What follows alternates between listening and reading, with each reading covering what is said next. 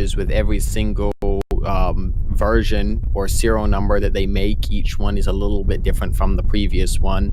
And throughout the manufacturing process and the testing process, they discover things that they did wrong or just could do better than they did on the one before it, and they improve them. Elon said there will be some significant changes coming on SN15. And we may see some changes to the header structure at that point if we do see some, but I mean, it's just how the testing goes, depending on what happens today and with SN9 and with SN10 will decide, what actually ends up the final design and final shape of Starship. It's all dependent on how these tests we're watching today go. All right.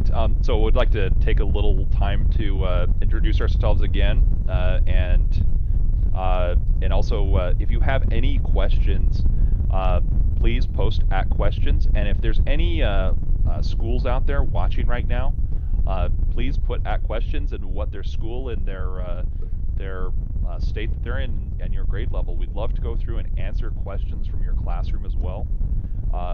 So please put those out there, and we'll try to bring those up onto the top of the list so that we can answer those as soon as possible for you. And so first off, I'm Thomas, a commentator and moderator here with Lab Padre, one of the many commentators we have here today. Next up, Felix. Hi, I am Felix, also known as Techno Dino on Discord. I am a commentator and a big nerdle. All right, Dinks. I'm the Danks, just like Thomas. I'm a Discord moderator and a semi-occasional commentator for streams. And it sounds like we've got Jeff with us now. Jeff? We do. Hey, I'm Jeff, one of the commentators here and a Lab Padre Elite member.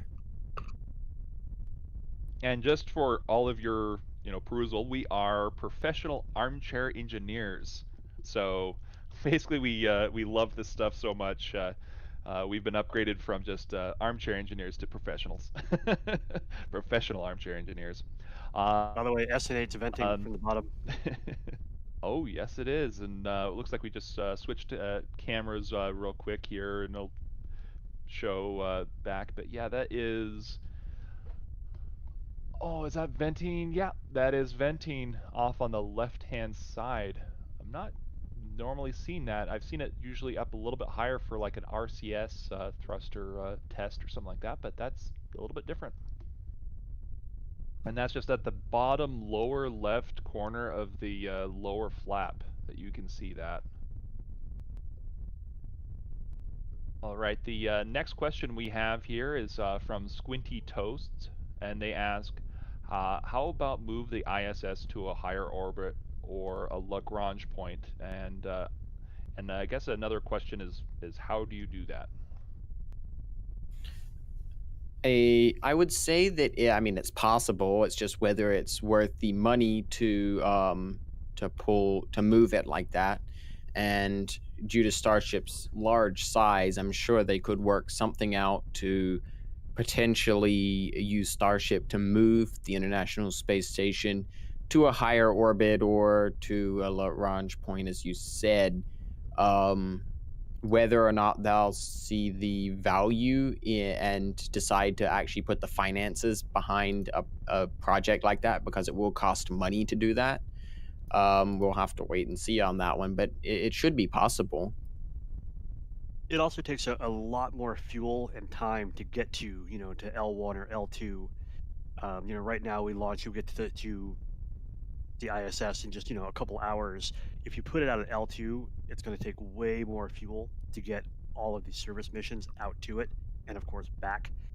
And then of course the fuel that it would take, the energy it would take to get it, to change its orbit, to get out to, L1 or L2 would be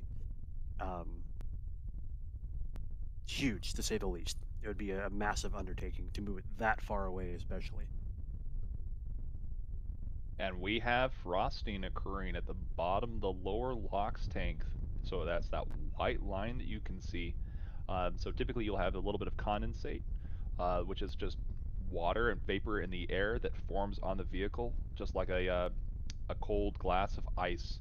and as it's hitting that cold, frozen, not cold frozen, but very cold and chilled liquid oxygen in that tank, it freezes. So the freezing temperature of LOX is much lower than the freezing temperature of, let's say, ice.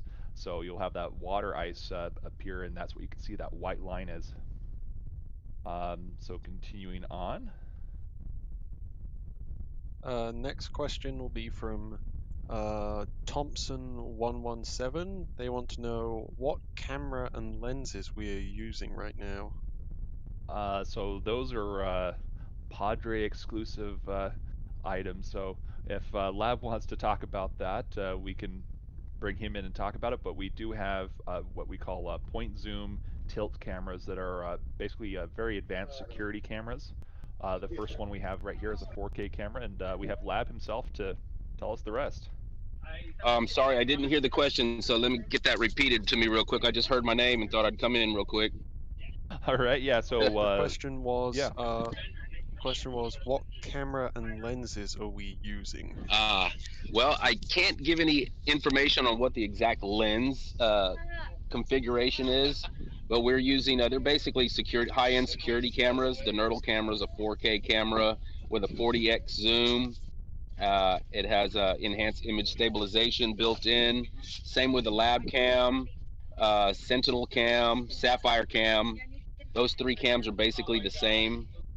And then we have the Thermal Cam, of course, which is kind of an out-of-date camera, but that's what we're using right now until we get the new one in. The Pearl camera is also another is identical to the Lab Cam and all the others, and as they say in that movie, identical. So quick update question on the thermal camera. When do we expect to see that one? Is it like soon or a little bit later, or what are we looking at? We're hoping by the end of the year here. We're hoping by the end of this month, definitely by the new year. We need to get the battery bank beefed up, solar panels beefed up, because that thermal camera is going to be using more power than the entire tower's using. So we need to beef some things up. And in order to beef things up, we need to get some groundwork laid to raise the battery bank box up above water level. We had a little bit of damage a few months back. So we have some things to take care of. Hopefully it dries up out here.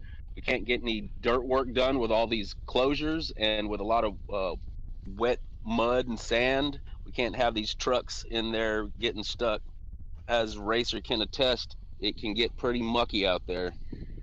Yeah, he had a hard time getting his truck out of there. He had to get another truck to help him out, from what I remember. Mm-hmm. It was a little costly too, but so you're basically rebuilding everything kind of from the ground up to get everything to work just for the thermal cam. So wow. Yeah, I mean, everything needed to be redone, parts as well as you're saying here. So. And the same goes with the wind generator. You know, in order to get that up, we needed to get the groundwork done. We can't do any digging out there with it so soggy out there. So we're waiting on Mother Nature right now. So we're hoping for a dry Christmas in South Texas right now. Yes, definitely. And that's usually not the case out here. You know, the winters are pretty wet over here. Yeah, it is pretty much the wet season. It's kind of the tropical zone, really, or almost like subtropics, right? Mm-hmm. Yeah, we're subtropics. We're not really in the tropical zone, but just subtropics, almost there. I think we're at latitude 26, I believe. Thank you so much, Lab. We'll jump back to questions now. Alrighty. Next question is from Manly1979. They ask, does that church still do free breakfast during spring break on the island? I think that's another question for Lab, come back. Right here. Let's repeat that question again. I'm sorry. They ask, does that church still do free breakfast during spring break on the island? Indeed, they do. This year, we didn't really have a spring break. Spring break kicked off, and within a week, we had the COVID breakout and all the lockdowns here in Texas, and everybody had to scatter. So it was a really sad spring break. But yes, they do still do the free breakfast there at the Baptist Church. It's a really cool thing they do. Keep these kids fed, keep some food in their belly so they don't get too buzzed out. But yep, it's still happening. Been doing that for years.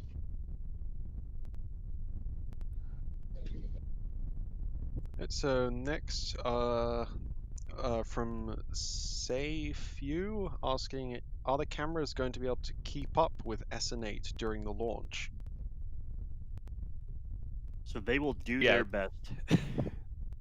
We have multiple camera operators. Yeah, working they'll do with cam. their best. Go ahead, Thomas. Live from SpaceX historic Starship SN8 from launch from Boca Chica. That is the one you're going to see directly be used by Lab. So Lab is there. What are we looking at here as far as that camera goes? I'm sorry, guys. It's fine. So for the camera that you're operating here, what are you looking at? Are you able to pull the full flight from Yes, the camera that you have with you? Yes, we'll be able to track the entire flight, unless it just gets so tiny that I can't see it anymore. But we're on a tripod, and I can put it 90 degrees up if I need to, which I don't think we'll have to do that.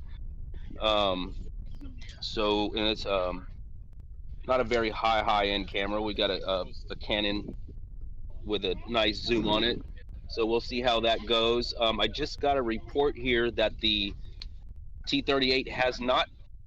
Well, we heard that it was buzzing over earlier, but did y'all just say that it didn't leave? There's 2 planes. Oh, there's 2 planes. One hasn't left yet, and there is no engine. The chill. T-38 is the lead plane, I believe. That's just a trainer. The other one's the WB-57, which is the one I believe that they're using to take all the photos and other video with. Okay. All right. Well, yeah, I'm just hearing there's a little bit more of a delay, so I don't know for sure about that yet. But it looks like it might be. It's about T-minus 10 minutes to the SpaceX stream here, so we're looking at about 3 o'clock here before everything is ready to roll. But there may be some delays, maybe not. I would rather have a delay and have it happen today than later. Yeah, tomorrow or something like that. Do not want to come out here again tomorrow if we don't have to. By the way, we had two really big donations I want to go over really quick. John Heyman, once again, I don't know how many days this is in a row, donated $100, gave us some poetry. Wow. There once was a starship named Snake that belched fire from 3 birds of prey, and when it was over, the starship rolled over and landed upright to Lab Padre fans' praise. Thank you, Lab Padre, for all the folks you do. Then Bon Dirts donated $200 US. Beer and whiskey money. Nice job, guys. Thank you very much, both of you. You are absolutely awesome. Yes, indeed, you guys rock, man. Thank you so much. We'll definitely put that to good use for some nice whiskey. So Jeff, do you want to go through the donations since you're on a roll now? Why not? So, okay, real quick, I'm hearing that they had some technical difficulties with the NASA plane, so it won't be flying at all. That's what I'm hearing. As per Grandpa Joe, where are you hearing that from? From the tweet from the pilot. Oh, tweet from the pilot. Okay, saying that they're not going to be flying out here after all. Don't know that that'll trouble. Okay, but it means still things are go for SN8, which is good news to hear. Yeah. Okay, I'm amazing footage. I'm gonna jump off the mic here, and I'm gonna head over to my other mic for the other stream. So we'll check back with you in just a bit. All right, thank you so much, Lab. Talk to you later. Alrighty. All right, so Nick Bergower, thank you. It's donated $20. It said, thank you for your great work, Lab Padre and folks watching from Switzerland here. Thank you very much. Sasha Shakalova, $2. Let's kite this ladle. Wait. Thank you very much for the $2. Stumpy 001 says $4.20. Go Elon. Thank you very much. Earth to Universe $5. Failure is an option here. If things aren't failing, you are not innovating enough. It's a wonderful quote from Elon. Thanks, Lab Party for the stream. Ellie Haddad, $10. Thank you guys for the coverage. Does anybody know if SpaceX Boca Chica are hiring aviation mechanics? Back on the mic here. The answer is yes. Just getting some If you look on information from SpaceX's some site, of our they have all users of their and job on openings Twitter for that everywhere. the pilot They of the are hiring NASA pretty much plane everything for has everywhere tweeted at that this they will point. not be flying out here today. Nowhere They had Cam some donated technical 20 Canadian dollars. with their On the aircraft, probable so they last day of had SN8's to scrub existence, their may it have launch. its spectacular So final far, show. SN8 is Could still not a go. agree more. Not sure We'll what see about time the they're going probable, to be last day of existence, starting but yet. We're still like, waiting as we all on say, either way, it will be the entertaining. So thank SpaceX you, live stream. Nowhere That's Cam. going to be the big indicator right there. Another Other than Shasha a Shakalova lot more for venting $10. and engine chill, which we haven't seen yet on This poem, Starship. Hope's Getting High, So not me. keep A twiddling delay them will soon thumbs. come. You will see. Y'all I'm keep not a bit piling nervous. in. Make sure Support you never social fails. distance, Please and we'll ignore check my back in wrong just a hands bit. and the biting of my nails. I think everybody was biting their nails, yesterday at the countdown. Thank you for the $10. Lemerick Loke donated €10. Thanks for sharing this live in France. You are very welcome. All right, guys. Yep. Looks like we have some venting, possible engine chill happening right now. We do. I apologize That's all if y'all three don't have vents this. going. I'm not sure if you have the what do you call it? The shared screen or not. I'm sorry if I don't have that up No, for y'all. no worries. It's venting on Nerdle now, so we're all good. Okay, So excellent. do remember we are about 30 seconds delayed, everybody. So it's to be don't panic. expected. We'll be a little bit behind. We may want to Let me think about see if- wrapping it up shortly. Let me see if I can get that on for you here, real quick. I'm not sure if I can pull it off in time. Oh yeah. But yeah, we see some condensate as well at the top of the LOX tank at the very edge where it goes from the LOX to the methane tank, and that's just because the tank is so cold. You have the water condensate occurring there as well, and that means that there's actually methane in the methane tank, which has the bulkhead touching the LOX tank. So between those two, it's super cold. We got 6 minutes until the SpaceX stream starts too. So Yep. So we're gonna wrap up our commentary here at that 6-minute mark, just in case they're like 3, 2, 1, 0, and that's it. Yep. Just in case. All right, really quick, I'll fly through the rest We of would the like donations. to not talk members. over the actual events. So, Lemmer Loic, thank you for the £10. Thank you for sharing the live streams. B Paget, thank you for the $5. It says everyday astronaut is raking it in. Here's a dono for LP's great coverage. You're welcome. Jim Sabi, $5 as Ad Astra, and thanks for the coverage. Hallelujah Starlight, £2. I lost my heart to a Starship Trooper. John Heyman, Bonders, we thanked you already, but thank you again for those awesomely generous donations. Isaac Martinez donated $5 for, holy cow. I'm going to go through the members really quick. Isaac Orletta, thank you for being for the $5. Petra Werner, $100 in check, thank you. Lex Max, 10 New Zealand dollars, thank you very much. Gary McDermott, $25. Come on, SN8, I'm tired of Pro Burgers. Absolutely. And then all the members, Robert Zeisler, Almeda McMiver, W.D. Cardwell,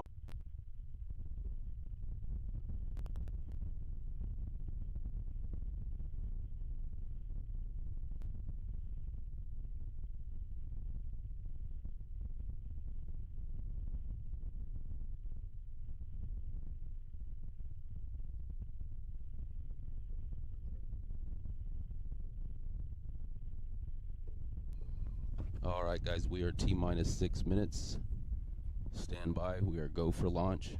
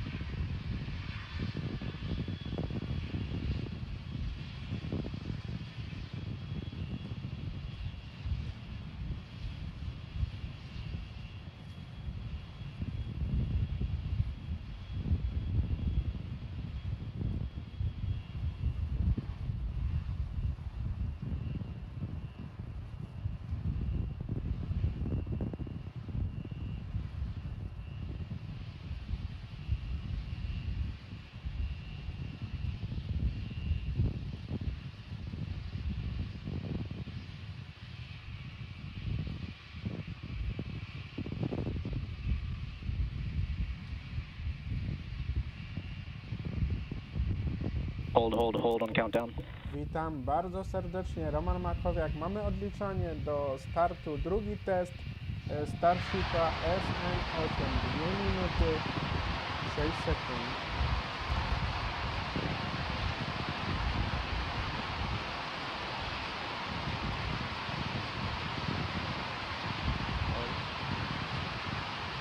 Mamy zatrzymanie zera.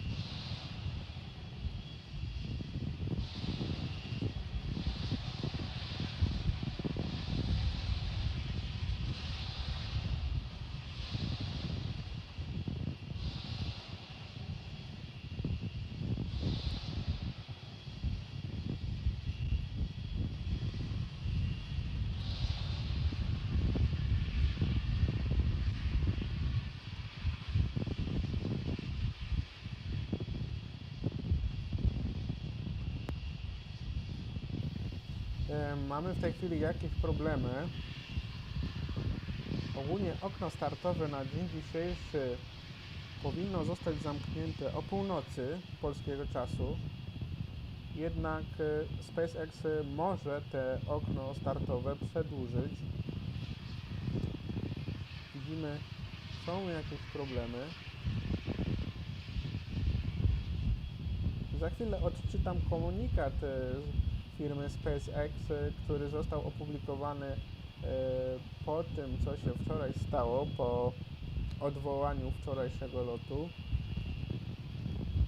Tłumaczy on, w jaki sposób SpaceX właśnie podchodzi do tych testów i w jaki sposób je realizuje.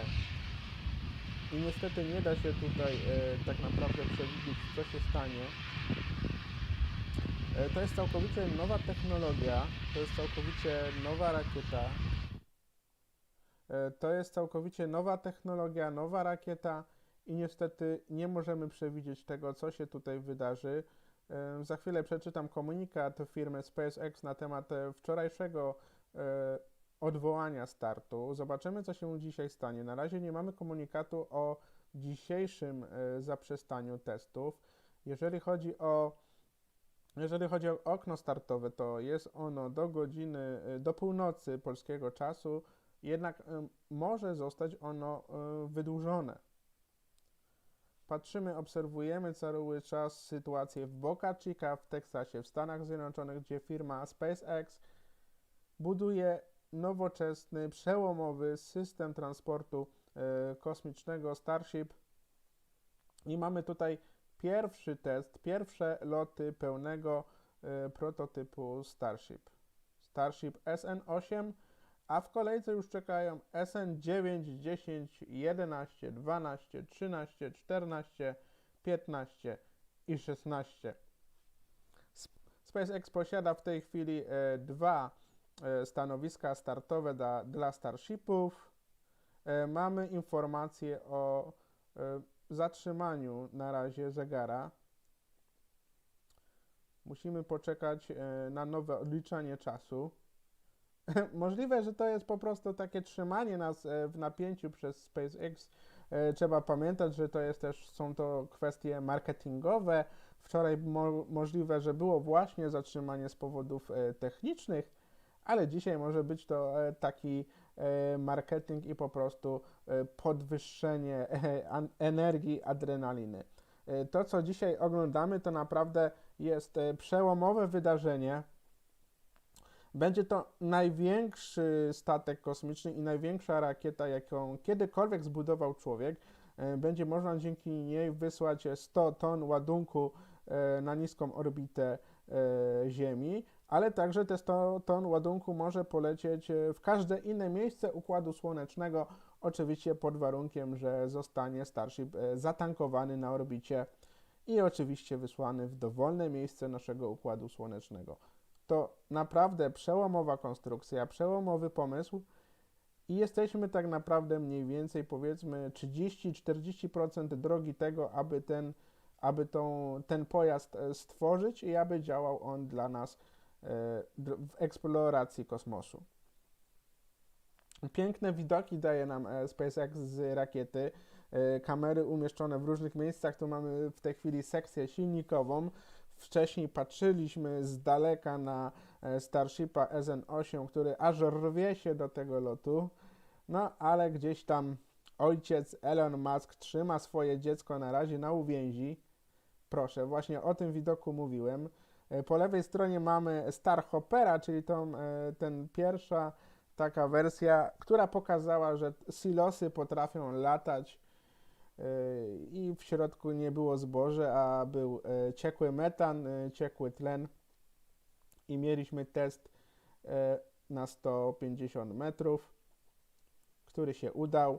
Potem ciężko było dojść do prototypów SN8 i SN6, jeżeli chodzi o ich loty testowe, ale to się udało.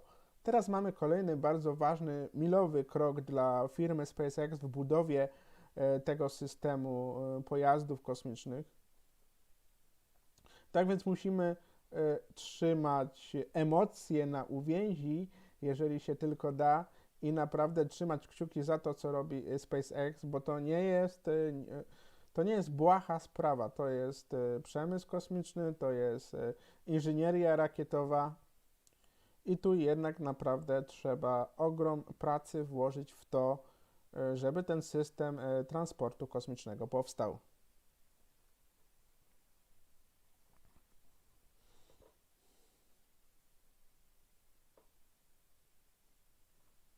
Naprawdę piękne widoki. Trzymamy kciuki. Mocno trzymajmy kciuki. Bo to, co dziś dzieje się, zapamiętamy na wiele, wiele lat, wiele wieków do przodu. Ten system transportu kosmicznego może pchnąć rozwój ludzkiej cywilizacji naprawdę na szerokie tory, może przyspieszyć, zdynamizować eksplorację kosmosu, a eksploracja kosmosu może być między innymi rozwiązaniem problemów tutaj na Ziemi, problemów politycznych, ekonomicznych, także klimatycznych. Trzeba zwrócić uwagę na to, że w przestrzeni kosmicznej mamy ogromne możliwości, ogromną ilość surowców, a gdzieś tutaj na Ziemi te surowce po prostu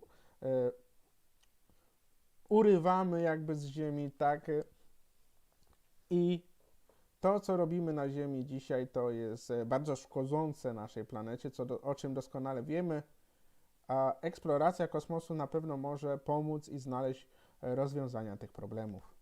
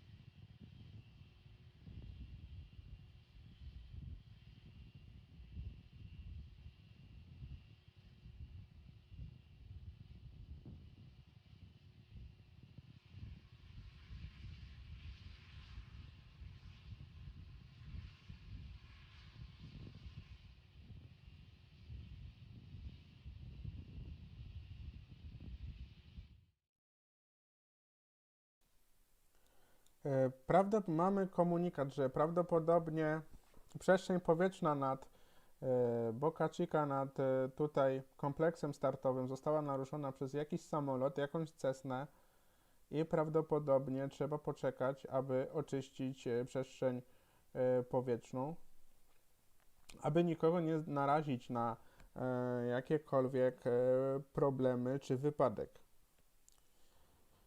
Te testy na pewno są bardzo emocjonujące. Nigdy ludzkość nie mogła obserwować tak blisko tego, jak buduje się rakiety, jak buduje się przełomowy system transportu kosmicznego i często wykorzystują sytuację właśnie w taki sposób, że przylatują albo samolotami, albo podczas misji Dragon 2 Crew 1, gdy lądował na oceanie, podpływały łódki z prywatnymi osobami, które chciały bardzo blisko oglądać to, co się dzieje.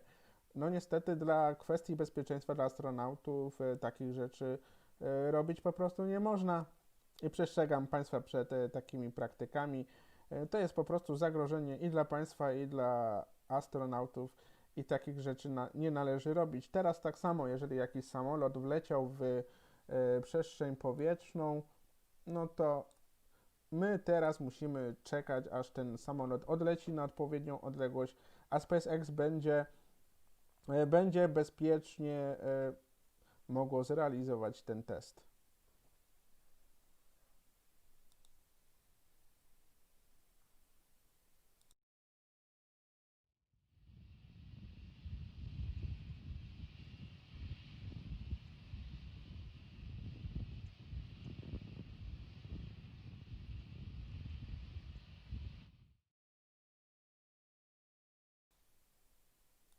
Jeżeli mówimy o wczorajszym zatrzymaniu testu lotu, SpaceX wydało komunikat, w którym możemy się dowiedzieć, że ze względu na automatyczne przerwanie pracy silnika Raptor na T-1 sekundę zespół SpaceX wstrzymał się od wczorajszej próby lotu suborbitalnego na dużej wysokości statku kosmicznego o numerze seryjnym SN8 w Camerton County w Teksasie. Mają dodatkowe możliwości testowe dostępne w środę 9 grudnia i czwartek 10 grudnia. Harmonogram jest dynamiczny i prawdopodobnie ulegnie zmianie, tak jak w przypadku wszystkich testów deweloperskich. Więcej informacji na temat daty i godziny następnego testu docelowego można śledzić na kanałach społecznościowych SpaceX. To pierwsza część komunikatu. Oczywiście wszyscy śledzili te komunikaty i mamy dzisiaj ten drugi test. Także na naszych kanałach społecznościowych, na Facebooku, na Twitterze, na YouTubie oraz na serwerze Discord, na który serdecznie zapraszam. Także Państwo mogą śledzić nas i te informacje na temat budowy Starshipa, na temat budowy tego przełomowego systemu transportu kosmicznego będziemy udostępniać. W dalszej części komunikatu SpaceX pisze,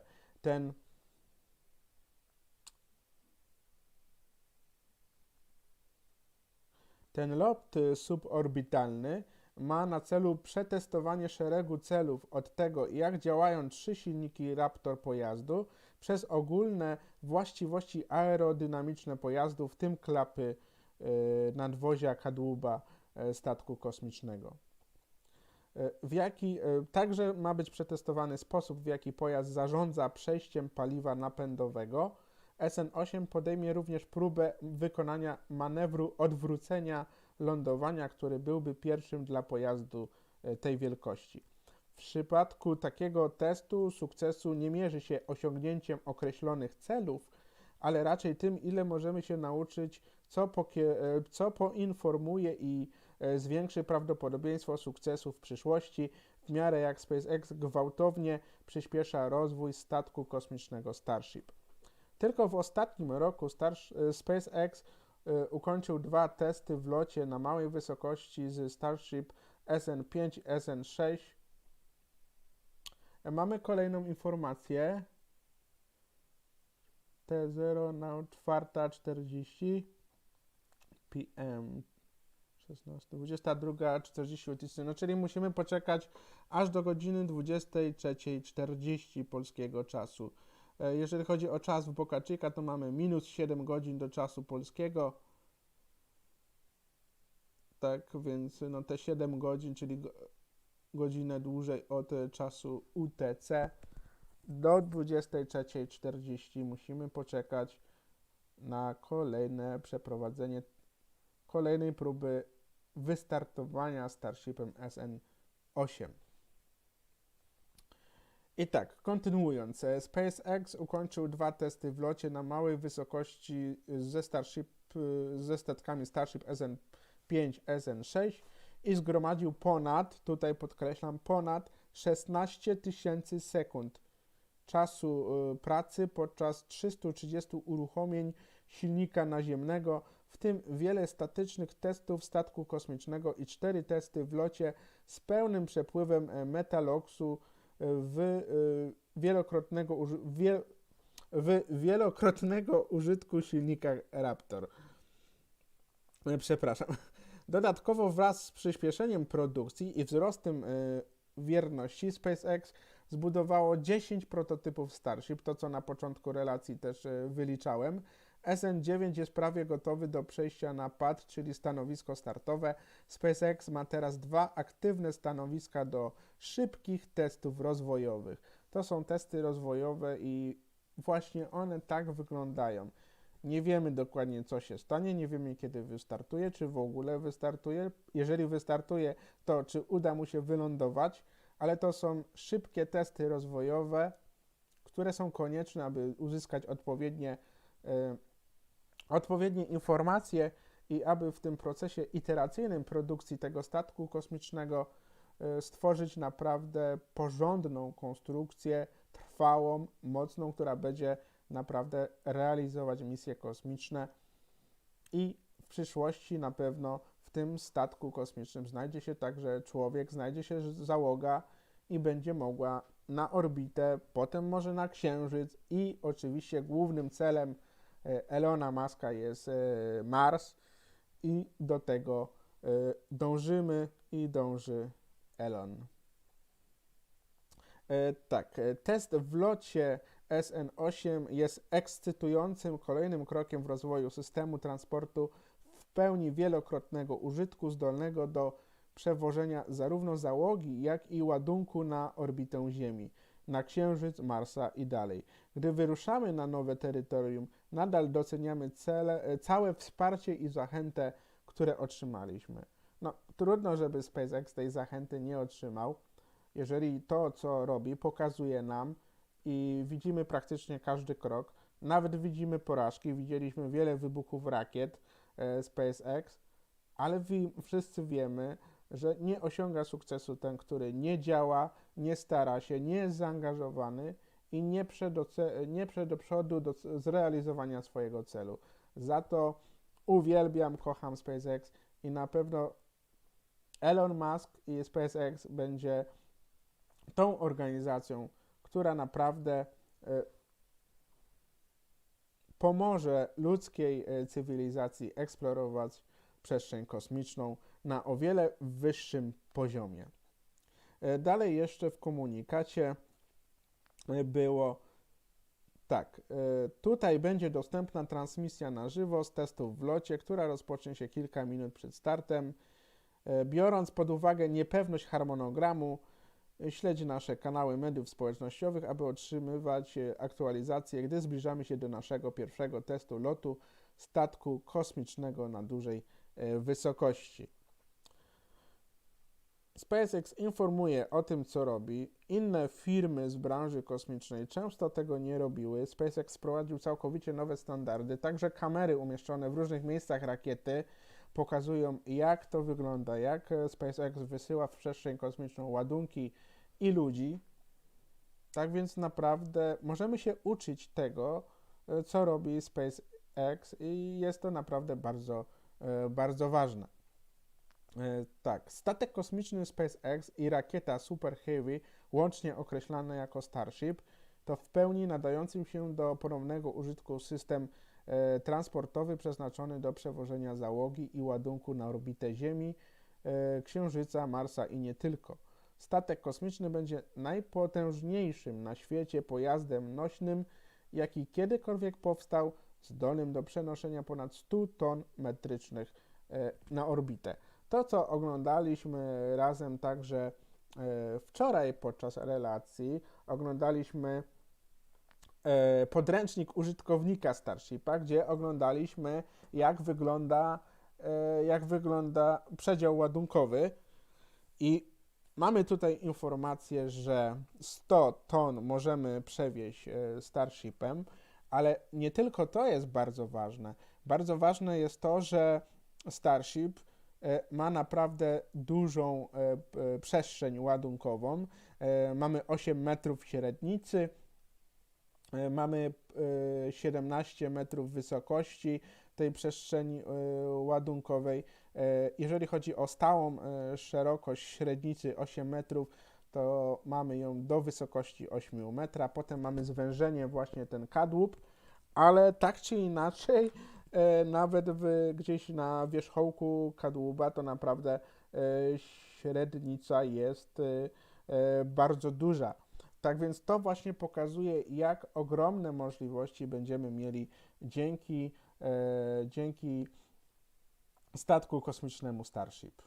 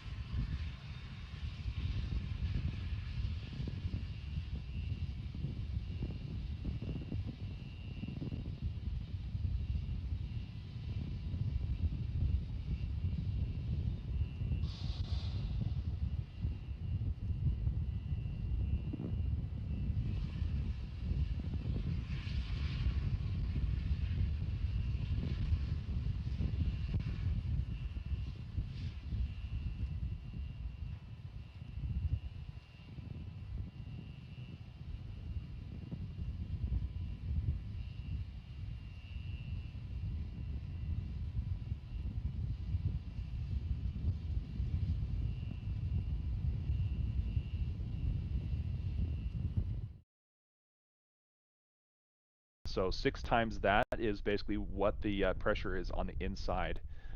So when they do... Witam serdecznie, Roman Makowiak, Social Space Exploration. Oglądamy kolejny, drugi test w locie SN8. Poprzedni się nie odbył, procedura została zatrzymana. Obecnie mamy zatrzymanie czasu, ale kolejny termin to godzina 23:40. Ja chciałbym Państwu przypomnieć, że mamy konkurs, podczas którego można wygrać książkę. Informacje są w poście na naszym Facebooku, na naszym fanpage'u SSE Exploration na Facebooku. Także na stronie internetowej sseproject.eu, na który serdecznie zapraszam. A właśnie do wygrania jest taka fajna książka tego oto pana, biografia tego pana, tak, dzięki któremu będziemy mogli niedługo widzieć właśnie ten lot. Tak więc serdecznie zapraszam. Przejdźmy sobie, wróćmy jeszcze na widok SpaceX. Tak. No, 23:40. No, jest jak jest, tak? No, są to odpowiednie procedury, są to odpowiednie poszczególne elementy procedury, procesu testowania tego systemu transportu kosmicznego.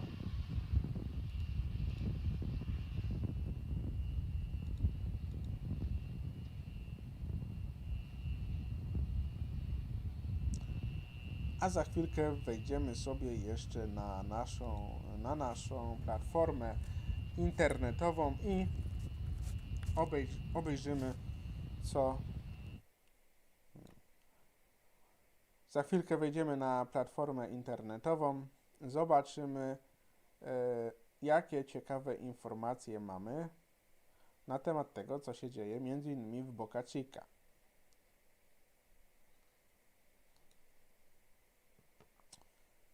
Dobrze.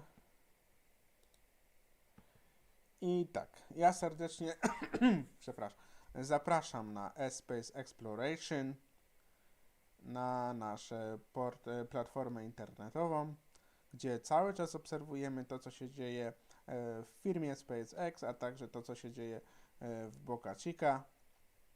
Mamy tutaj taką ciekawą grafikę. Tak. Spacecraft, Dragon, Spacecraft. Mamy 5 sztuk Dragona drugiej generacji, C201, 205, 206, 207 i 208. 206 i 207 to załogowe kapsuły, a 208 to kapsuła towarowa. Dziękujemy bardzo za tą grafikę Space Nosey. Tą grafikę znajdziemy także na naszej platformie internetowej, a z Space Nosey będziemy niedługo rozmawiać.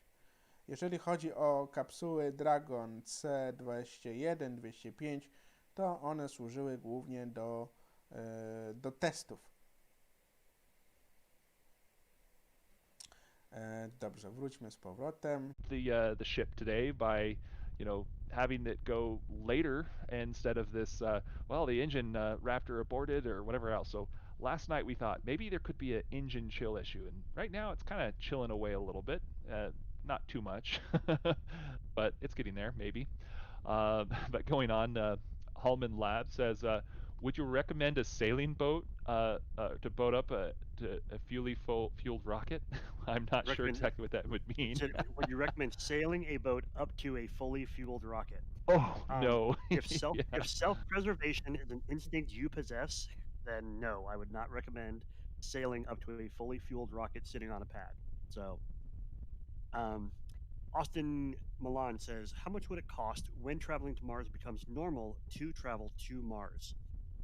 I think Elon has said, was it 250,000 or 500,000 for the first people the first colonists to go to Mars? So about the average of a house, in the U.S., somewhere in that ballpark, which, stands to reason if you were going to go move to Mars, that you would no longer need your house, on Earth.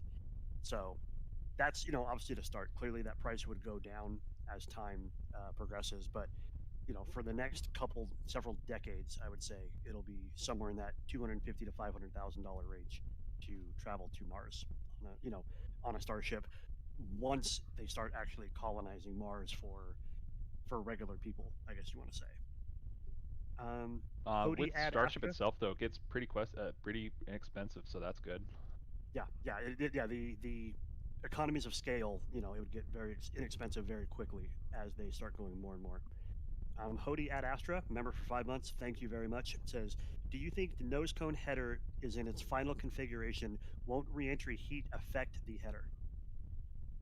So Hody, the actual header tank is going to be covered with heat shield tiles, at least for the forward nose cone area. So as far as we can tell, it would actually even come upon this side a bit. So as far as reentry heat, that will be not much of a problem. And it's basically just putting pressure on the tank from those particular heat shield tiles, which, basically the tank is spreading it out, and it also has that pressure on the other side. So I don't think that it's going to be an issue. So this is basically the final configuration, but there will be more changes as SpaceX figures out what they need and the design changes. One of those is the heat shield tile system. Okay, Yeah, the next question. I don't think it's any more yeah. susceptible than anything else. It's no more susceptible to heat than any of the other tanks, which are on the windward side. So. Okay, and the next question from Jerry Morris. Sorry if I missed it, but since you mentioned asking a question, how have you improved? And that's not us. That's how SpaceX improved the stabilization. Oh, actually, no, this is us. Stabilization on the Nerdle cam. It used to be shaky. Simple answer is that it's been sandbagged with concrete, technically, up higher. So it's basically a dampening feature to have a mass like that on the tower at all times, so it doesn't shake the tower with the wind, because it has several tie downs and it is strapped into a cement foundation. But even all of that, normally isn't enough to remove the vibration from the wind. But basically that weight up higher fixes that issue. We do still get a lot of jiggle after a rainstorm, and that's going to be worked on by lab. So that if he jumps in, he can talk a bit more about that. But for now, yeah, we're just getting. He's going to go work on that and get that fixed even better for the soil, as far as where the guy wires are connecting to. Yeah, it's also right now, it's only 11.5 mile an hour winds. So when there are windier days, it does shake more, but it's kind of fortunate today that's, a little bit less wind. So yeah, and it that's also always depends good. on wind direction. That there's kind of a little bit of a sail on our tower here. Mount Copernic is what Lab calls it. It does have a dish that's pointed north. And it seems like when we've got northerly winds, then it really wants to push on that dish. Yeah. So if you have not already, please, subscribe to the channel. It helps. It helps us get over to the 107,000 subscribers that we're up to now. We were at 86 or 85 at the start of yesterday. So we've been growing a lot the last couple days. So thank you all for that. If you're not a member, please click the join button right to the left of that. Become part of Team Green, and join the club. Got another question from Mark Crail. Says, with the launch site being so close to international borders, is there a risk of crash landing in Mexico and potentially giving away sensitive technology, i.e., advanced guidance tech? Maybe if you landed in other countries. Mexico does not exactly have its own space program. Recovering there are things that could be said about the recovering of it. Mexico is outside of the exclusion zone, so something would have to go. I mean, not just crash landing, but catastrophically wrong for Starship to even parts of it to land in Mexico. Yes, it's right on the border, but because where they're launching and all that, the flight termination system would blow it up before it ever got even to that edge of the exclusion zone. So that's a question that clearly I'm sure has been thought of by SpaceX, by state and local governments, but I'm sure they would make arrangements with Mexico to allow them to go in, recover the equipment, of course, fix any damage that was caused by Starship, by any explosions like that. I don't think they're worried about Mexico stealing guidance technology, but yeah, I know it would have to be way more than just a crash landing for stuff to end up in Mexico.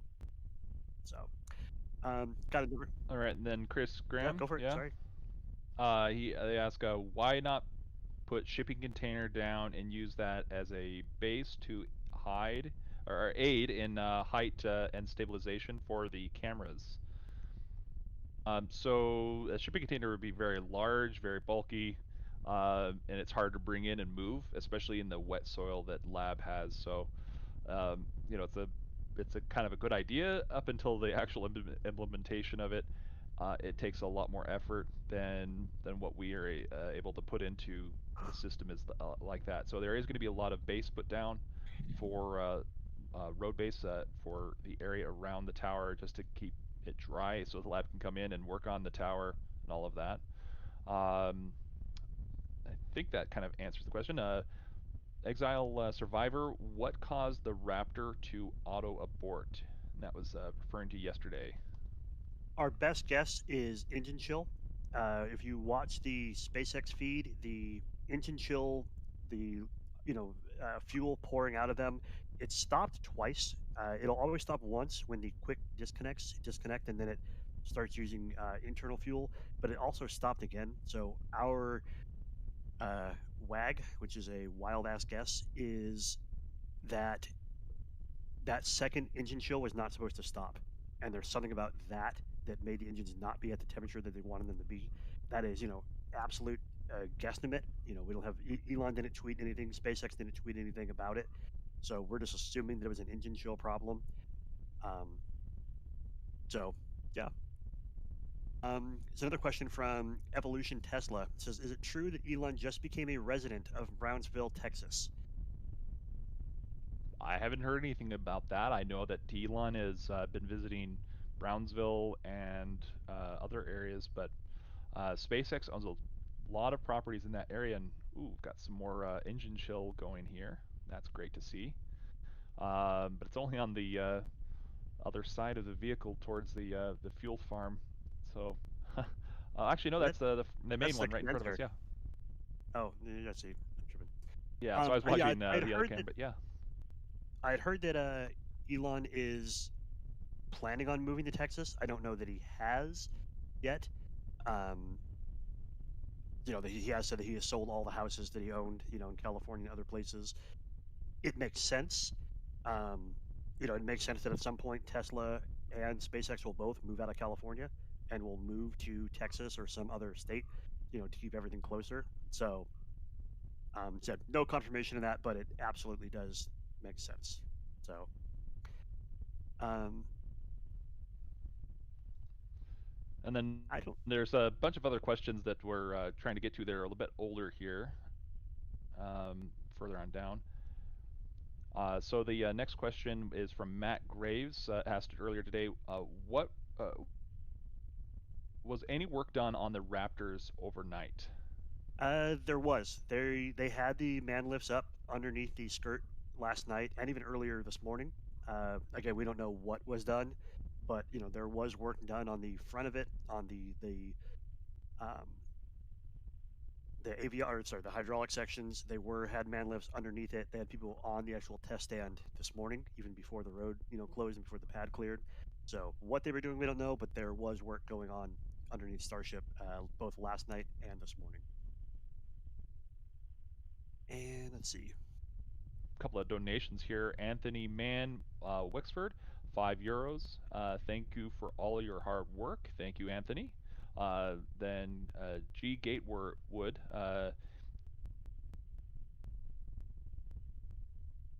much. The new member is Jeff Jones. And then remember to hit like, share, subscribe. Thank you for all those donations. G Gatewood, thank you very much for the $50. Thank you, thank you, thank you. Let me see here. We're going to their questions. Let's go with Cater Pillar. It's an older question, but we'll just keep on going down the Raptor questions for now. Okay. He asks, what mixture do Raptors consume? Is it fixed or variable? So it is liquid oxygen and liquid methane. Fixed or variable is an interesting question because you can change fuel mixtures based on a lot of different things, a lot of including the environment that you're in, the oxygen level of the environment that you're in. So, for instance, what they launch off of Earth with could change on Mars. You can actually change kind of the mixture of methane versus oxygen, depending on what environment you're lighting it in.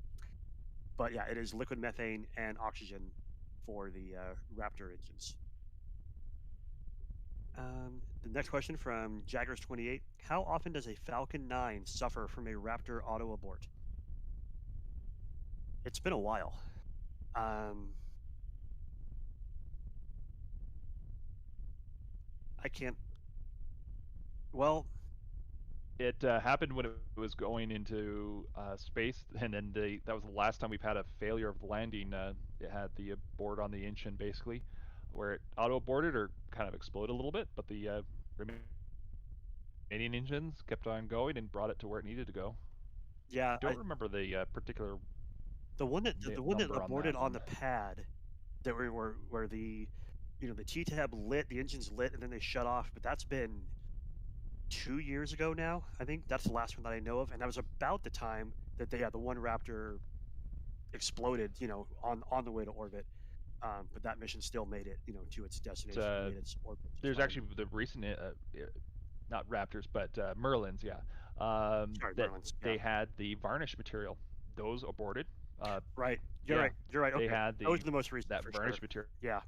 On it. That was during the static fire. Yeah, that's true. Yeah. So you're right. Mars asks, how are Raptor engines going to hold after yesterday's unexpected switch off? We will find out in about 45 minutes. For better or for worse, and we will find out if everything worked fine on them after having you shut off. I've questioned that before. Is it damaging to the engines to, if they spin up the turbopumps and then don't actually light? Clearly they did some work, but not a lot to the engines. So it appears SpaceX is not that concerned with it. It's not that bad for the engines to do that. So, like I said, we'll find out very soon if everything went well with them. Adam Wong Brooks asks, can you please give a quick description of what makes the development of the Raptor engine so significant?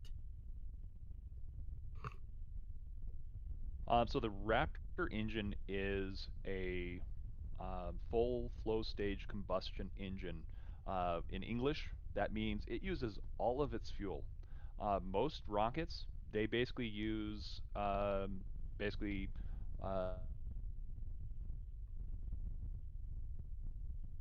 and then they just throw that over. That's what you see as that dark smoke on the Saturn V rocket that they used for Apollo, is that like weird look that engine had. They just dumped it and used it as part of their cooling system, but it's very sooty for that kind of system. The U.S. for a long time has been very fuel rich.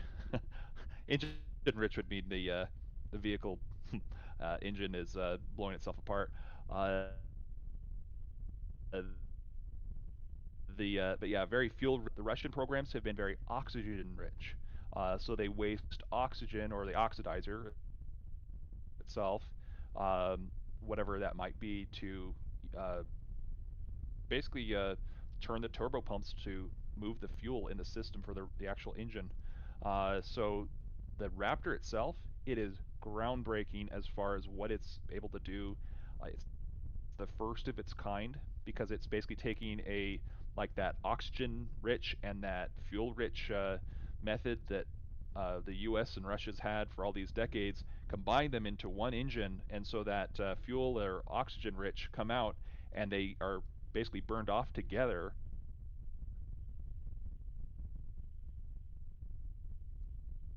efficiency, where else it was like, what was it, like 75% or something like that, that you're not getting the full fuel efficiency out of the rocket with the thrust and everything else.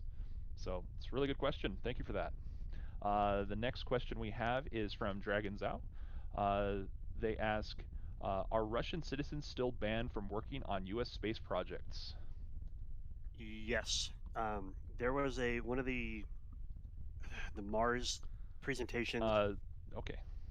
Elon had talked about, somebody said, why are you not hiring from all over the world? They said, I think the question was something like, you're an international company, but you're not hiring internationally. ITAR restrictions restrict SpaceX from hiring from a lot of different countries. It is, no choice of SpaceX. It is U.S. government regulations, because rockets are essentially ballistic missile technology. If you can build, a Falcon 9 or a Starship, you can build a missile. So they restrict the sharing of that technology to other countries outside of the world. So yeah, it is not a SpaceX or any companies for that matter. Blue Origin, SpaceX, Virgin Galactic, none of them can hire on visas from most countries in the world. Question from Maria Katadojian, who's a member for 3 months. Thank you for that. Why are the Raptors programmed to auto abort? The issue is, if you have your Raptor basically not at the right temperature when you go to turn it on, it could melt itself. So that's why they have to auto abort.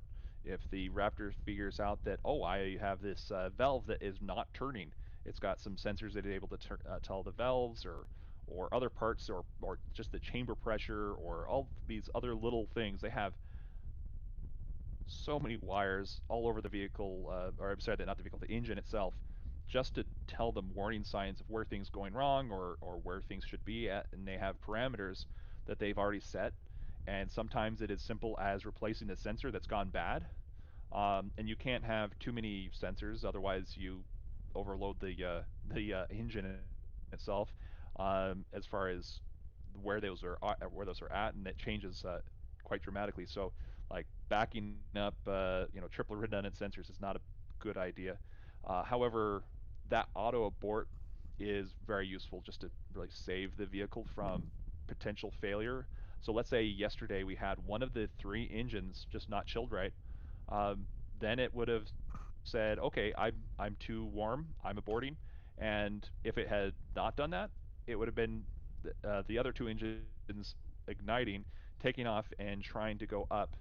And it would have been quite bizarre to just try to see this engine with only, or this SN8 with only 2 engines lit. It would throw off the whole balance of the engines and everything else. So we have an official countdown. All right. We started now, so it's coming up to 46 minutes, 35 seconds. Yeah. Or actually sooner than that. Sooner than that, yeah. All right. We did that. Question from the Brownsville, Texas Prophet, who's a new member. Thank you. Will the starships and boosters transfer to offshore launch platforms in the Gulf by sea, on barges, or by air, flown and landed under their own power?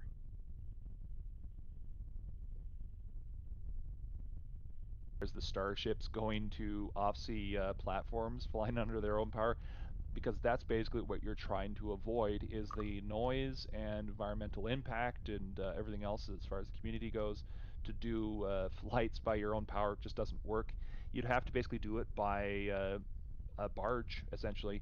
You'd most likely take the vehicle down Highway 4. They're making a nice little road that goes from Highway 4 directly up to the canal.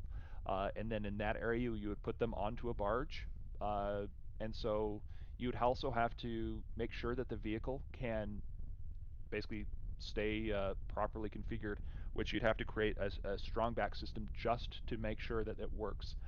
So you basically have to make it go down the road on roll lifts on a strong back. You could do it in the vertical position like you see it right now, just like they brought it down the road. It'd be very hard to do, but you could do it. But doing that on the ocean, it doesn't work. So you have to have some sort of strong back to actually lie it down and then bring it on the ocean. It would just be a lot easier in general to do it that way.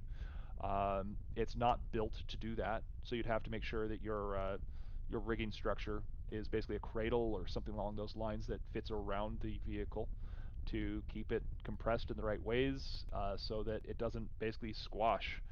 It's under its own weight, because it's not supposed to be on its side, or basically like a cylinder on its side. You can have, like, let's say Christmas paper in a tube. It just squashes. So that's one thing you'd have to watch out for when you're doing that. So that's why you need the cradle structure. Jacob Cooper, VFX, asks, do you guys think that we'll see a Raptor engine installed on a future Falcon 9 iteration? And what do you think caused the auto abort yesterday? I think it was software issues. So probably not. By the time Raptors would be put onto a Falcon 9, Starship would pretty much be ready to fly, and they will kind of sunset Falcon 9s out of service. Falcon 9s will be a more expensive method to launch than Starships, so I don't think we will see a Falcon 9 with Raptors on it. And as I said, we talked about the abort. I'm thinking cooling issue with the Raptors. Thank you so much for that question, Jacob. And Jeff, I need to take a break as well here, so we'll come back here in a little bit. So we've got 43 minutes here, so we're looking at like a 15-minute break. Yeah, should be good. All right, so should see you back here soon. I need to get some water myself. So talk to you guys a bit later, and Thank you. we'll be back.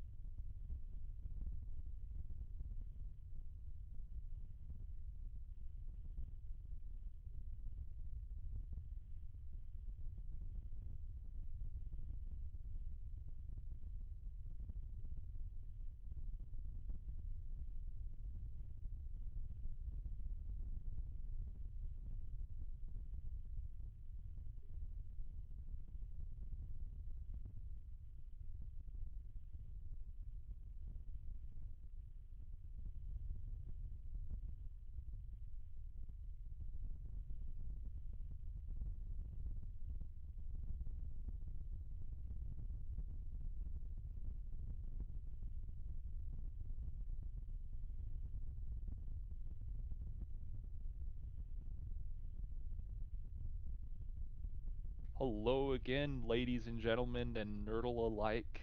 We have resumed the commentary here with Scotty as well as Jeff. Thank you guys for joining us again. We're going to go through and try to do a little bit of a rapid round of Q&A Hello. because we are quite behind. So hello, Scotty.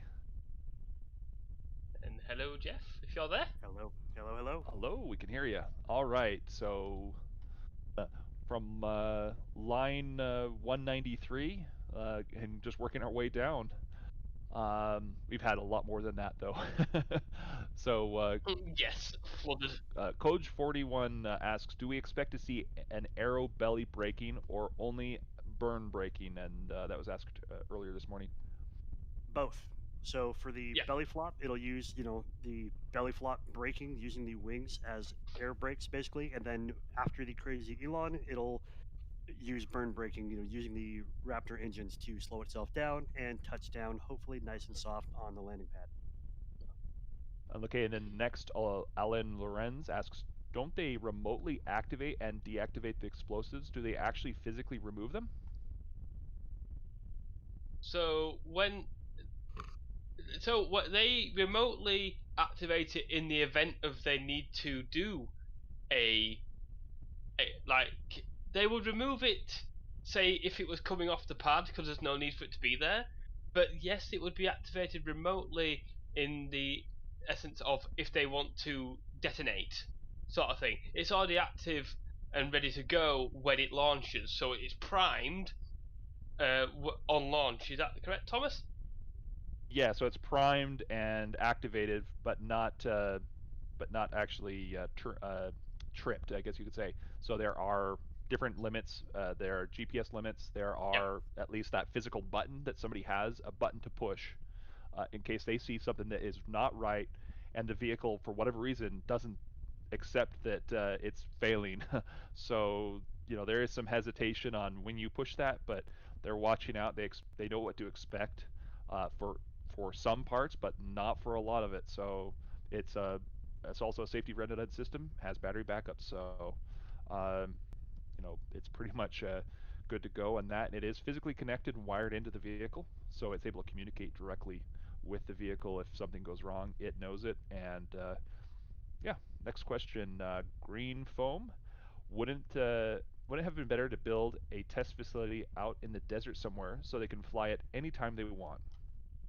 So same restrictions apply. You still need to have TFRs. You still need to have NOTAMs. You still need to have areas, that are completely clear of all people, as well as people said, "Oh, build it out in the middle of nowhere."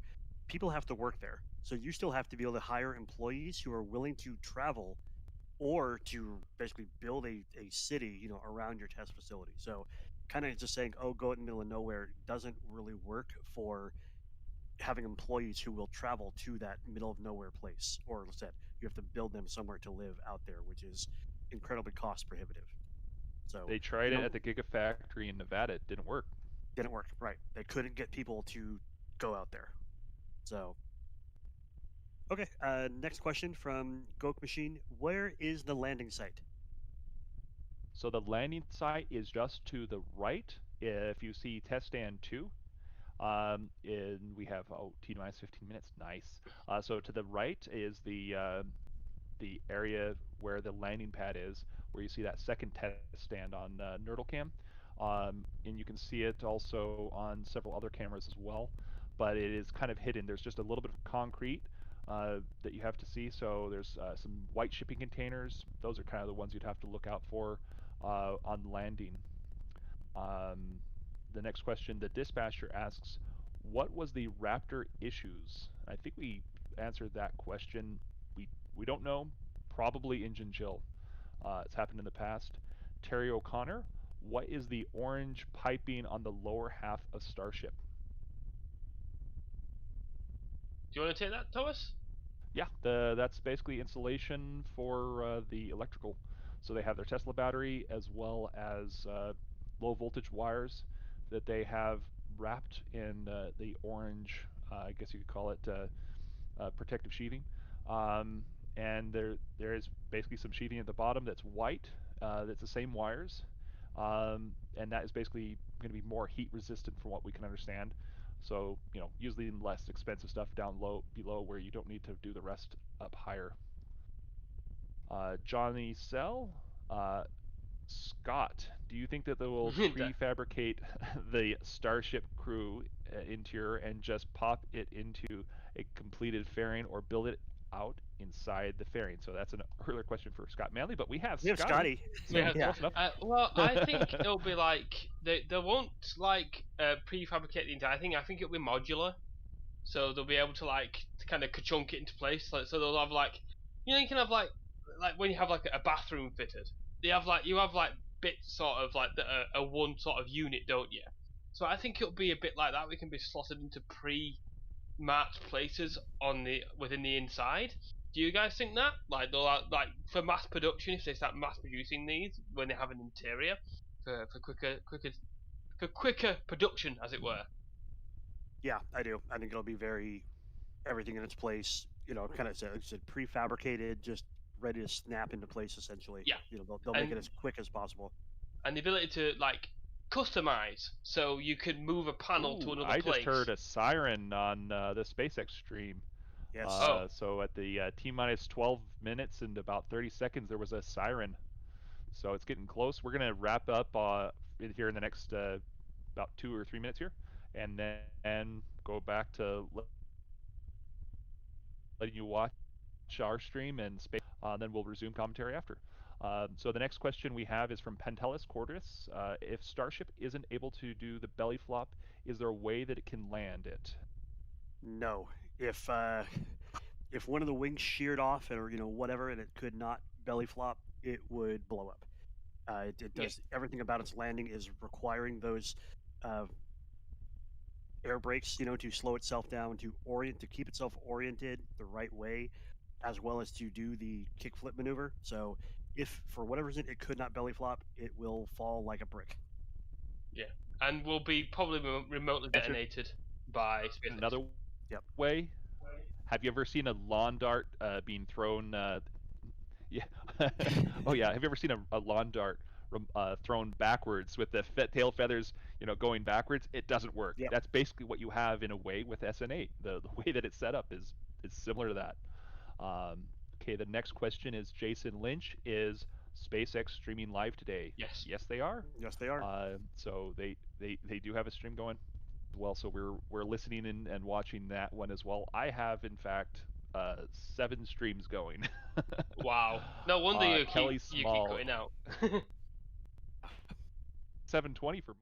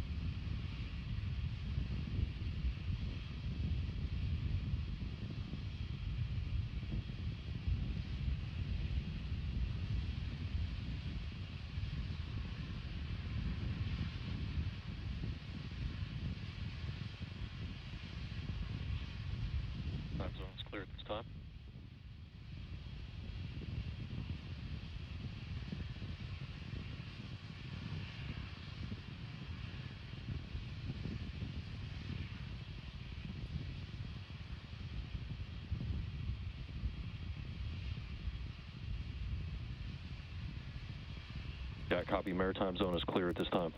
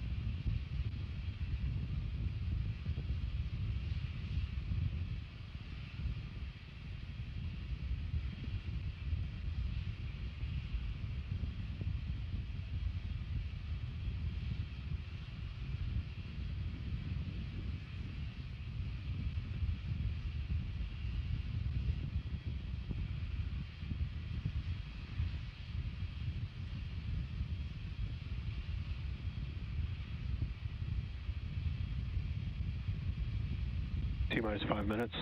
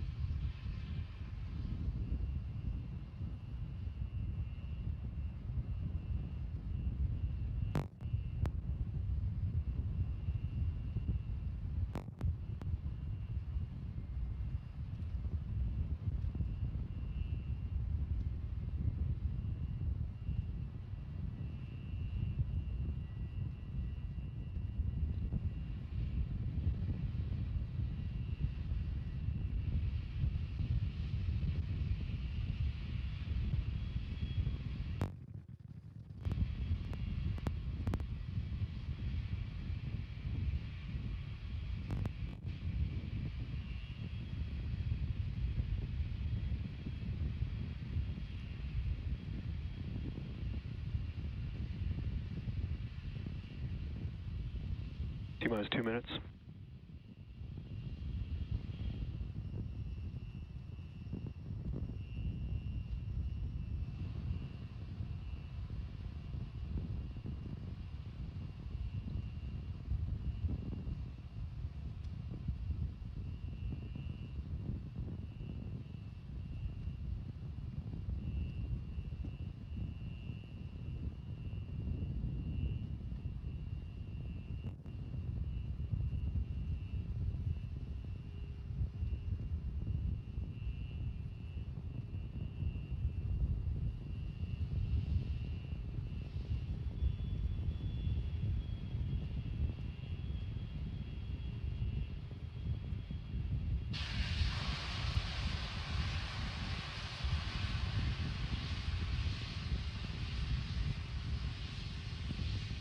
T-minus 1 minute.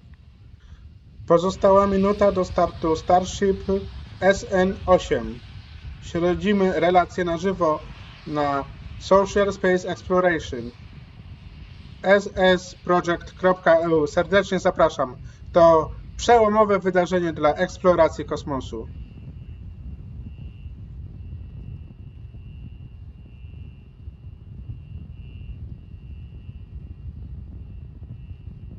T-minus 30.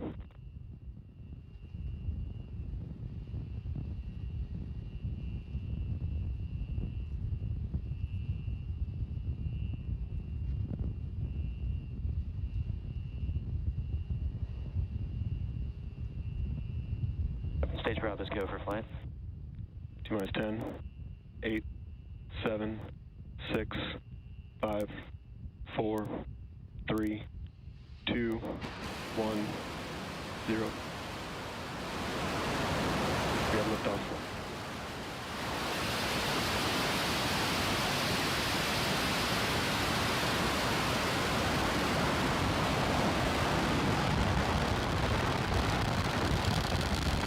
All teams triage alarms.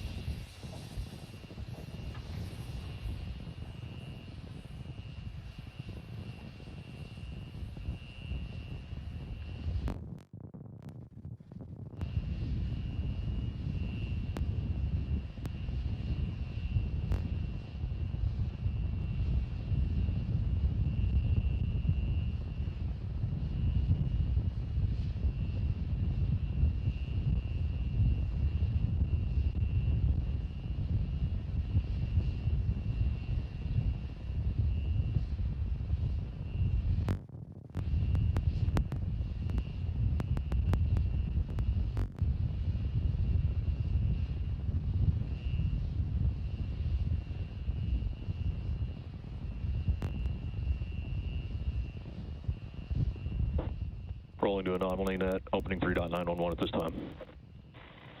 Incredible work, team. Nice work.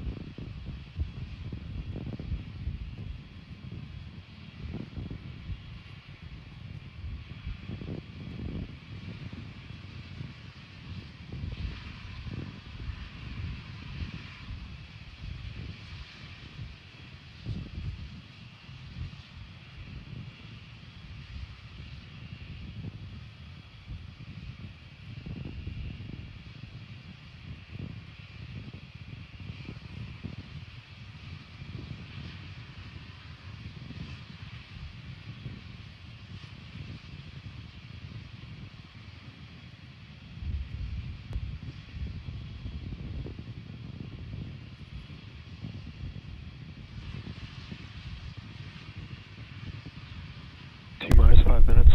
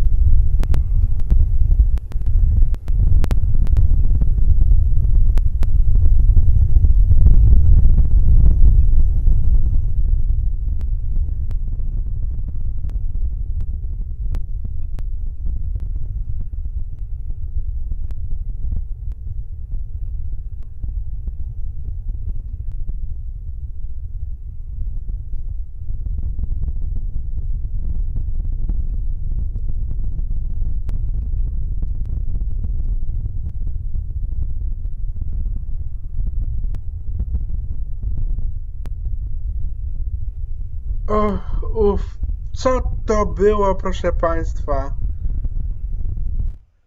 Proszę Państwa, co to był za piękny widok? Tutaj na La Padre, na samym końcu mamy na checkliście, na liście kontrolnej lądowanie w cudzysłowiu. No faktycznie to lądowanie było fantastyczne, jeżeli chodzi o ten test. Ale już oczywiście czeka następny egzemplarz SN8. To coś naprawdę niezwykłego, to co dzisiaj możemy oglądać. W dolnym lewym rogu cały czas podglądamy jeszcze stream SpaceX, który będzie leciał tak naprawdę w pętli. To co widzieliśmy było naprawdę niezwykłe. Aż naprawdę brakuje mi słów na to, co się stało. Ale to naprawdę ogromny krok milowy dla nowej ery eksploracji kosmosu. Czułem się, jakbym oglądał, nie wiem, Saturna 5 w 68-9 roku podczas jakichś właśnie testów pierwszego lotu. A w tej chwili mogliśmy oglądać statek kosmiczny, który zawiezie ludzi na Marsa. Taki jest cel Elona Muska i firmy SpaceX. I myślę, że im się to uda. Jaka firma z branży kosmicznej w ciągu 2 lat zrobiłaby coś tak wspaniałego? Zostawię Państwa jeszcze z tym streamem. Wrócę za kilka minut, aż ochłoną emocje. Cały się normalnie trzęsę, ale taki widok zdarza się raz w życiu tak naprawdę. Ten pierwszy lot Starshipa, statku Starship, statku, który będzie wielokrotnego użytku, który może zmniejszyć cenę wynoszenia 1 kg ładunku w przestrzeń kosmiczną z prawie $2000 do około 50-30 nawet dolarów za kilogram. To jest krok milowy, jeden z najważniejszych dla ludzkiej eksploracji kosmosu. O tym będziemy jeszcze mówić podczas naszych programów na SSE, na Social Space Exploration, na społecznościowej eksploracji kosmosu. Coś naprawdę pięknego. Zapraszam na stronę internetową SSEProject.eu. Tam mamy platformę internetową dla współpracy, dla edukacji, dla pozyskiwania informacji o tym, co człowiek robi w przestrzeni kosmicznej.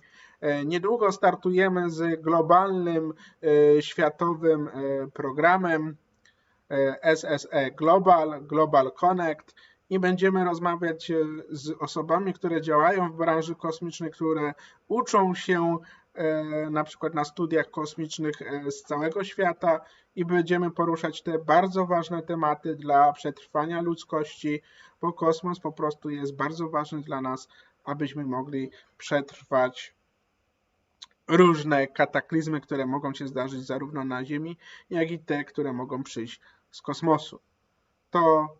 Dzisiejszy dzień to kolejny wielki krok, ogromny krok dla ludzkości.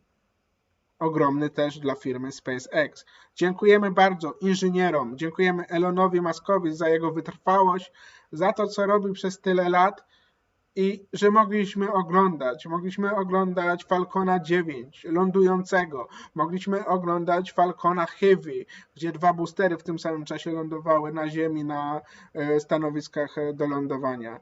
Widzieliśmy pierwszą kapsułę załogową firmy prywatnej Dragona 2. Niedawno widzieliśmy wersję towarową. Teraz oglądamy całkowicie nowy system transportu kosmicznego tej firmy Starship. Tutaj numer SN8. Pierwszy egzemplarz wystartował. Chciał wylądować, niestety mu się to nie udało, ale odpowiednie procedury przed lądowaniem na pewno zostały odpowiednio przetestowane i już samo SpaceX dało napis, że teraz czeka, następny będzie SN9, na który na pewno będziemy czekać, a warto przypomnieć, że są już gotowe SN10, 11, 12, 13, 14, są w produkcji, ale już poszczególne elementy tych prototypów są gotowe, są robione, już składane, więc na pewno ten bardzo szybka procedura testowa będzie dla SpaceX czymś naprawdę bardzo ważnym, także bardzo ważnym dla całej nauki o kosmosie. Takie podejście widzimy, że naprawdę daje bardzo ogromne efekty. W tak krótkim czasie mamy pojazd kosmiczny, który osiąga naprawdę bardzo ważne kamienie milowe dla ludzkiej eksploracji kosmosu. Bardzo dziękuję za tą relację. Będziemy jeszcze w następnych dniach omawiać to, co się tutaj działo. Będziemy jeszcze za chwilę omawiać to, jak powinno wyglądać lądowanie. Wyglądało jak wyglądało, ale po prostu to jest prototyp i tak miało tak naprawdę być, bo już następnych 7 w kolejce czeka prototypów. I to, co widzieliśmy, było naprawdę wspaniałe.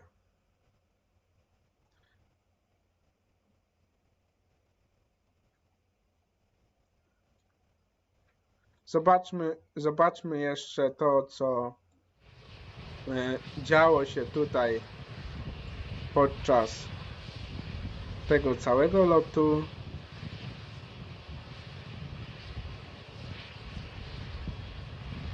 Coś naprawdę wspaniałego.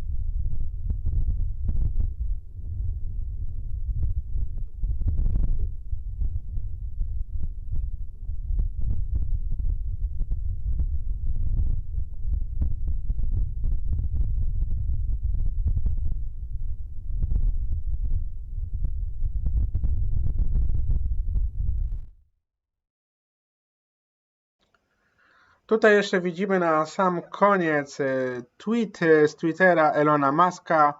Mars, here we come. Marsie, przybywamy. To naprawdę kamień milowy ludzkiej eksploracji kosmosu. Dziękuję, Elon Musk. Dziękuję Ci za to, co robisz. Thank you very much, Elon Musk. Thank you, thank you, thank you. Dziękuję także Państwu za tą obecność podczas tej relacji. Będziemy więcej takich materiałów publikować, relacjonować. Wkrótce pojawią się także informacje kosmiczne oraz kosmiczna debata. Już jutro zwiastuny tych programów.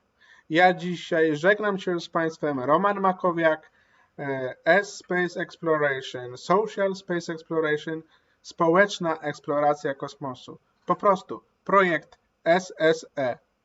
Miliony ludzi, jeden projekt, jeden cel. Dziękuję bardzo. Życzę miłej nocy. Dobranoc.